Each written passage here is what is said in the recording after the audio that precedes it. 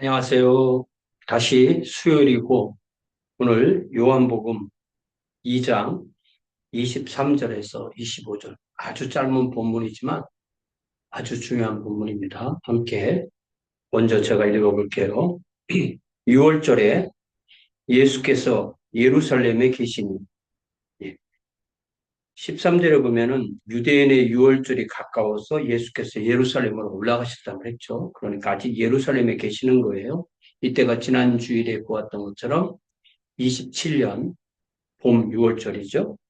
많은 사람이 그의 행하시는 표적을 보고 그의 이름을 믿었으나 앞에서는 가나의 혼인잔치에서 물이 포도주로 변하는 그 표적이고 그리고 이 앞에서는 성전을 헐라 내가 사흘 동안 다시 일으키리라.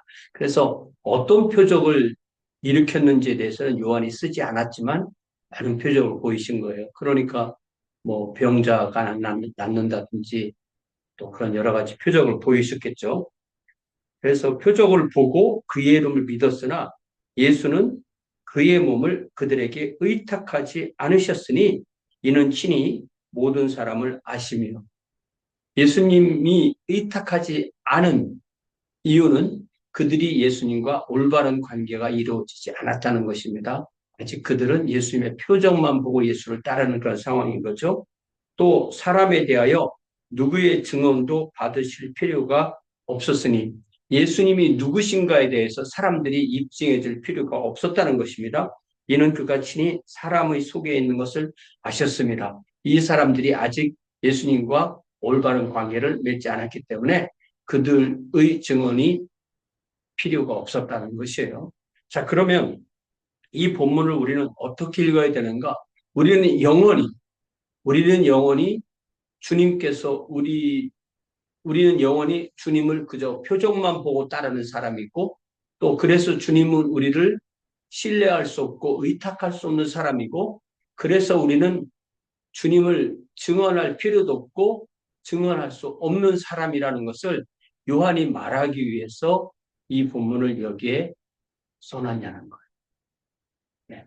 그렇지가 않다는 것입니다.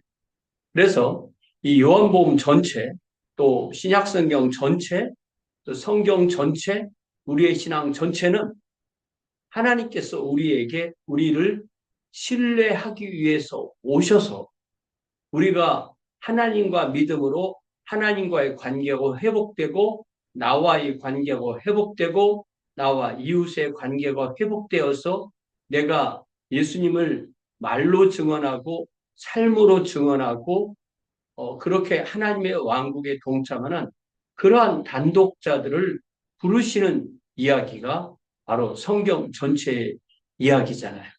그렇기 때문에 여기에서 예수께서 의탁하지 않은 사람들의 믿음이라는 것은 결국은 예를 들면 요한복음 5장에 보면은 많은 사람들이 예수님의 그 빵과 물고기의 기적을 보고 수많은 사람이 따랐지만 그들이 다 떠났고 불과 소수의 제자만 나왔잖아요. 그런 사람들에게 예수님은 당신을 의탁하지 않으셨다는 것입니다. 그러나 우리가 이제 이 성경의 장절은 이게 원래 없는 것인데 중간에 집어넣은 거잖아요. 그럴 때 우리가 이 요한복음 2장에서 이야기가 뚝 끊어지고 3장을 다음 기회에 하게 되면 이 이야기가 분리된 이야기가 되죠. 그러나 이 3절이 요한복음 3장에 들어와 있다고 생각해 보세요. 그러면 이 예수께서 의탁하지 않은 사람의 예가 바로 니고데모로 들어오는 거예요. 왜냐하면 니고데모는 예수님께 와서 우리가 표적을 보니까 당신은 하나님 아들이다 이렇게 얘기를 했거든요. 그런데 예수님께서는 그러한 그의 증언에 의지하지 않고 오히려 그에게 거듭나야 된다고 말씀하셨어요. 그리고 7장에 가보니까 니고데모는 많은 사람 앞에서 예수님을 공적으로 증언한 이때가 7장이니까 초막절이고 이때가 한 28년, 29년 그렇게 되겠죠. 초막절. 예. 그리고 마지막에 예수께서 십자가에서 돌아가셔서 이제 불과 3시간밖에 남지 않은 그 시간 동안에 장례를 다 마쳐야 될 때 아리마대 요셉과 예수께서 그 니고데모가 이 예수님의 장례를 하는 것. 다시 말하면 예수님께서는 당신의 그 장례를 이 니고데모에게 의탁하셨다는 그런 이야기로 볼 수가 있는 거예요. 예를 들자면 사장에 나오는 사마리아 여인도 처음에는 예수님을 신뢰하지 않았지만 예수님과 대화 통해서 예수님을 신뢰하게 되고 이분이 바로 우리가 기다렸던 메시아구나라는 것을 알고 자기의 주 목적이었던 물을 떠오르던 것을 포기하고 물동이를 우물에 두고 가서 사마리아 자기 수가성에 있는 사람들에게 예수님의 소식을 전했잖아요. 5장에 나오는 38년 된 병자도 자신이 전혀 아무것도 신뢰할 수 없고 아무도 믿을 수 없던 상황에서 예수님을 만남으로 예수님을 믿음을 두고 신뢰하고 영생을 체험하고 하나님의 복음을 바리새인들 두려워하지 않고 전하게 되는 거죠. 또 요한복음 21장을 보면은 예수님께서 베드로에게 오셔서 예수님을 3번이나 부인한 베드로에게 예수께서는 그를 3번이나 사랑하냐고 다시 물으시고 그의 신뢰를, 그의 믿음을 회복하시고 그에게 네가 이제는 네 마음대로 살았지만 앞으로는 그렇게 살 수 없다. 이렇게 말씀하시면서 나를 따르라 그러시죠. 요한복음 1장에서 분명히 베드로는 예수님을 따랐어요. 그러나 그는 예수님의 십자가 자리에서 예수님을 부인했어요. 다시 그의 사랑을 회복하시고 그에게 나를 따르라고 말씀하세요. 자, 이 예수님을 처음에 따랐을 때의 모습과 마지막에 따랐을 때의 베드로의 모습은 분명히 다를 겁니다. 왜냐하면 처음에 예수님을 따른다고 했을 때는 예수를 따르는 것이 무엇을 의미하는 것인지 잘 몰랐을 거예요. 그러나 예수님께서 십자가에서 죽으시고 부활하시고 그의 앞에 나타나셨을 때는 베드로에게 나를 따르라 라고 말씀하셨을 때에는 예수님을 따르면 십자가를 지고 죽게 되는 것. 이런 걸 알고 주님께서 끄시는 대로 끌려가기 위해서 헌신한 거죠. 그렇기 때문에 베드로는 나중에 로마에서 십자가에 거꾸로 달려서 죽게 되었다는 그런 전승이 있게 되는 것입니다. 이렇게 요한복음은 이 무수한 군중, 예수님의 표적을 보고 따르는 그 무수한 군중에 주안점을 두는 게 아니라 바로 한 사람, 다시 말하면 예수님께서 신뢰하시고 의탁할 수 있는 그 제자, 그 사람들을 찾는 거예요. 사실 제가 이 수요일 설교를 하지만 이 설교를 듣는 사람은 불과 아주 소수의 사람, 불과 10명 안쪽이 이 설교를 듣지만 이 설교를 통해서 바로 하나님께서 찾으시는 사람은 바로 그 한 사람, 바로 저와 당신인 거죠. 이 사람이 누구냐면 바로 먼저 하나님과의 관계가 회복되고 자신과의 관계가 회복되고 타인과의 관계가 회복돼서 그 복음을 살아내는 제자, 그 복음을 선포하는 제자, 그 복음을 드러내는 하나님의 왕국의 제사장으로서의 삶을 사는 사람입니다. 그럴 때 그 사람을 우리 주님은 신뢰하시고 그 사람의 증언을 통해서 우리 주님의 그 구주 되시고 주님 되심이 세상에 증언되고 그래야 하나님의 왕국이 확장되는 거죠. 그렇기 때문에 이 키르케고르가 단독자를 이야기했다고 해서 키르케고르에는 교회론이 없어요. 키르케고르 교회를 얘기하지 않고 단독자를 얘기했어요. 라고 말하는 그런 멍청한 사람들이 있어요. 그게 왜 멍청할까요? 한 집안을 일으켜 세운다고 합시다. 집안을 일으켜 세울 때 한 아기가 태어나지 않으면 어떻게 집안이 이루어지겠어요? 그 집안을 한 가정을 일으켜 세우는 핵심은 한 아기가 탄생하는 것에 있는 거예요. 그렇기 때문에 이 하나님 안에서의 진정한 단독자, 하나님과의 관계를 통해서 거듭나고 첫째 부활을 참여해서 하나님의 가족이 되고 하나님의 왕국 백성이 되고 예수 그리스도의 제자가 되고 우리 주님께서 친구라고 부르는 그리하여 주님께서 신뢰해서 그를 맡길 수 있는 그런 사람이 되는 그 단독자가 한 명 태어나고 또 한 명 태어날 때 그 하나님의 왕국이 만들어지고 그게 그대로 교회론과 연결될 수밖에 없는 거예요. 그래서 우리가 키르케고르를 그렇게 오해하면 안 되듯이 제가 키르케고르 하면 할수록 이 요한복음이 새롭게 읽히는 거예요. 이것이 바로 우리 주님께서 찾으시는 사람은 주님께서 자신을 믿고 맡길 수 있는, 신뢰할 수 있는 제자를 찾으신다라는 것으로 이 본문이 역설적으로, 이 본문은 우리 주님께서 사람을 못 믿어, 안 믿어, 나는 너희들 믿지 않을 거야, 이 본문으로 읽힐 수 있지만 요한복음 전체에 있는, 성경 전체에 있는 눈으로는 그렇지 않다는 거예요.